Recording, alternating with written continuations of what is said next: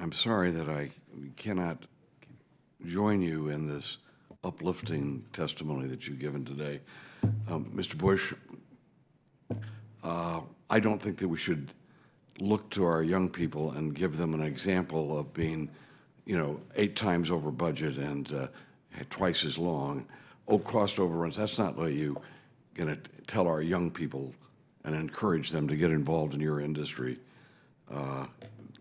Let me just note, and again, this isn't your fault, okay? This is your whoever was in your group that was handling this in your company failed. They failed us, and they failed the American people. And you can say, is the Jim Webb telescope going to be worth all that money? That's not what the question is. The question is it worth all those other projects that we have been unable to fund in this committee because you have failed your job? That's the question. Yeah, I have supported telescopes, and I've supported astronomy, and I think deep space astronomy is a good thing.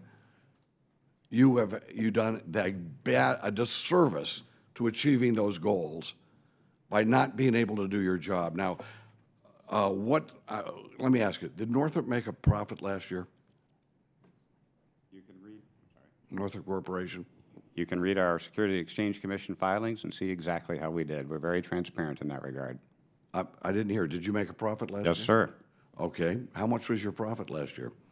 It's filed in our Security Exchange Commission filings. I don't remember the exact number off the top of my head. Is it hundreds of millions or billions? What is it in? It's a very large number. Okay. And you also acquired, so you had a profit last year, and you also have spent money acquiring things like orbital ATK? Yes, sir.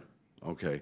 So Northrop really hasn't suffered at all from the fact that we now have billions of dollars being spent that we're not told we're going to have to spend, and thus those other science projects are now not even being considered here.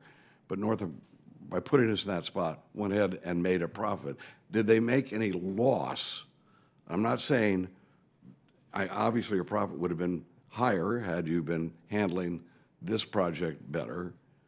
Is there any loss at all that your company made by not being able to do this job as you contracted? So when we think about the economics of this project, and I've been clear about this before, this is not a particularly attractive economic proposition for our company, but that is not the objective for us at this point. We are focused on mission success. And clearly, you can do the math a lot of different ways, but if you look at the resource we have invested in this program, both the capital resource and, more importantly, the human resource, our expectation is when we make that kind of investment on this magnitude of activity, that we would achieve a nice return. That will not be the case here. I understand you're not making a profit on this project now, and I think that is a factor that is going to try to influence people to make the right decisions and to be tough on doing the right thing, even though there's a lot of conflict going on over some decision among engineers or whatever. But the fact is that Northrop hasn't had to suffer a penalty. The fact is that it's not just Northrop. Mr. Chairman, that's our system. And I'm not deriding Northrop because what Northrop is doing is exactly like the rest of the aerospace industry when we get involved in these projects. Hubble was that way, as we noted yesterday.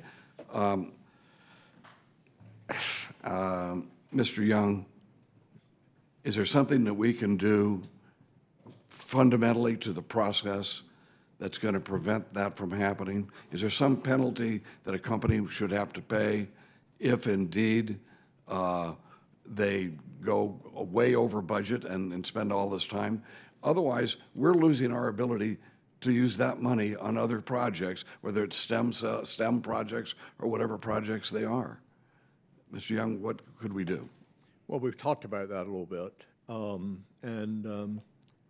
I think that companies measure return on their programs in different ways. Financial is one. Reputation is an extraordinary motivator. And I think the people who are involved in these enterprises are clearly motivated by reputation, and that is the intent is to do a good job. If I could span my comments, and I don't want to talk you out of your comments, and I know I wouldn't be able to anyway. But, You know me, okay. but I think there's no question in my mind that being appropriately critical of events that have happened is appropriate. So I don't think there's an issue. I do think that it's important for all of us to recognize that there's a lot of work in front of us on JWST, and there's an extraordinary opportunity for a success that is almost mind-boggling as to what it is that we can learn. So what I'm really trying to do is I'm probably speaking to myself as well as to you, but I'm really saying that being appropriately critical, tough love, is a very important part of this. Let me just finish. A very important part of this, but equally important is a recognition that we've kind of all got to pull together and make this thing an enormous success, because the worst thing could happen on top of where we are now is not to have a success. So I'm an advocate for being self-critical. I'm an advocate for tough love. But I'm also an advocate for saying today's the first day of the rest of our lives. I agree with you on that, but we should be changing the policy so that this doesn't happen like this again. And perhaps a company that does not meet its goals or whatever, or what it said it could do, perhaps we shouldn't be giving them the next contract that comes down the line, even though whatever their bid is. Anyway, that's just a thought. Thank you very much, Mr. Chairman. Thank you, Mr. Rohrabacher. The gentleman